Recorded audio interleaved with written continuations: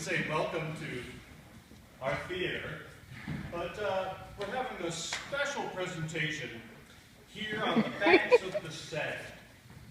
Now, the Seine has frozen over. So, we're going to have a bit of figure skating on the ice today. So, we brought in our local figure skating expert, Martina Nevertesena.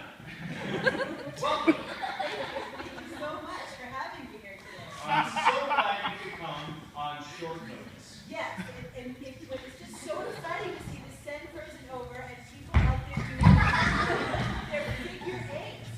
It's very old-fashioned figure eights, and I can't get over the talent that I'm seeing. It is extraordinary. Truly.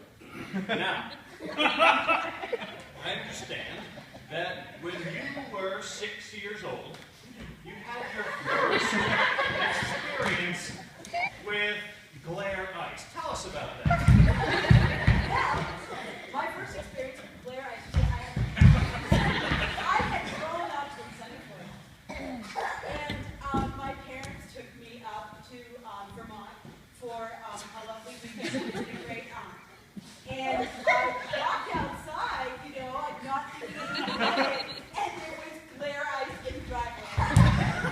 And I just flew over that glare ice and slid it, and I thought that was the most exciting thing ever. And so I learned that there's not just glare ice in Vermont. There's glare ice at rinks, ice skating rinks. And so I begged and begged my parents, and they brought me to the ice rink, and I learned how to skate. Very nice. Now, what do you think we're going to see here on the Seine this afternoon? Oh, well, we're going to see a triple purple chocolate sour patch. I think that we might see a quad upside down pineapple cake pie. No. Really? Yes, I think so. Yeah, France is really at the cutting edge of new inventions for glare ice figure skating. And it's amazing what these young people are coming up with. Amazing. I am just flummoxed by that. I mean, I'm adult. I'm lost at sea. I'm discordantly dystopic. A little bit.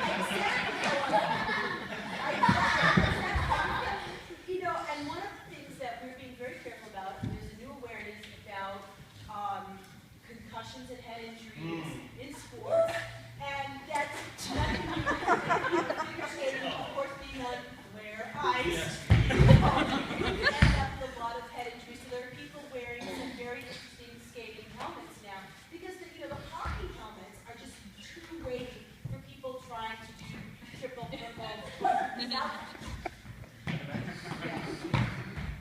So, what happens next week when the World Cup of International Urban Figure Skating goes to its next location in Helsinki?